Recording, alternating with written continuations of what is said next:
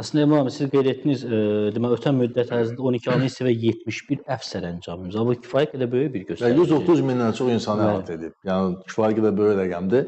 Yəni 130 min insan təsəvvür edin ki, qayıdır öz ailəsinə qayıdır və sevinc bəxş eləyir və çox zamanda biz bu əfv sərəncamları elə zamanlar təsadüf edir ki, bu Novruz bayramına düşürdü, ondan ad günlə bağlı deməli tədbirlərə düşürdü. Sözün həqiqi mənasında bayram bayrama qarışırdı. Əslində bu dəfə də elə olacaq. Bu dəfə də eyni. Kifayət qədər böyük. Bəli, biz fəxarət hissinə zəfərimizin 5 illiyini biz qeyd etdik. Yəni bu bizim üçün biz doğrudan özümüzü bir xalq olaraq, bir millət olaraq xoşbəxt hesab edirik ki, biz zəfəri imza atmışıq. Bu zəfərin bilirsiniz də 3 qəhrəmanı var bu. Müzəffər prezidentimiz Cənab İlham Əliyevdir, onu formalaşdırdığı bizim yenilməz ordumuzdur və dəmir yumruğa çevrilmiş xalqımızdır. Prezident, xalq və ordu sözləri bugün sinonimləşib və tarixi zəfərimizin simvollarına çevrilib. Prezident deyəndə xalq yada düşülür, xalq deyəndə prezident yada düşür, prezident deyəndə ordu yada düşür, ordu deyəndə prezident və xalq yada düşür. Yəni sinonimləşmiş sözlərdir. Bunu hər birimiz fərqindəyik və bununla biz qürur hissi keçiririk, fəxarət hissi keçiririk və bu birlik bizim bütün uğurlarımızın kökündə dayanan fundamental səbəbdir.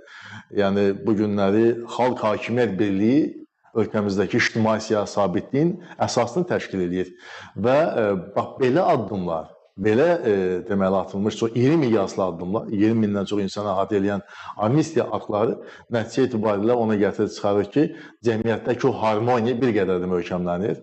Xalq hakimiyyət birliyi daha da mətin bir qüvvəyə çevrilir, monolit bir qüvvəyə çevrilir və bu halda hesab edirəm ki, bugünkü dünyamızın reallıqlarında, yəni hüququn işləmədiyi bir reallıqda, güclüsən, haqlısan prinsipinin hökm sürdüyü bir reallıqda bu gücün sahibi olmaq, xalq, hakimiyyət birliyini daha da möhkəmləndirmək bizim bütün bundan sonraki uğurlarımızın kökündə dayanan fundamental səbəb olacaq. Necə ki, bu səbəbə görə də biz tarixi nəticələr əldə etmişik. Həmin siyasətin bundan sonra da davamı olacaqdır və dediyim kimi belə amnistiya aktlarının qəbul edilməsi də nəticə etibarilə o birliyimizi daha da möhkəmləndirir və o insanlar ki, xəta ediblər, o insanlar ki, bilərəkdən və ya bilməyərəkdən cinayət yolunu seçiblər, bağışlananda, əfv olunanda, onlara ikinci şans veriləndə, onlar mütləq əksəriyyəti bundan nəticə çıxarırlar və cəmiyyəti inteqrasiya edirlər və onlar bu, bayaq söylədiyim ki,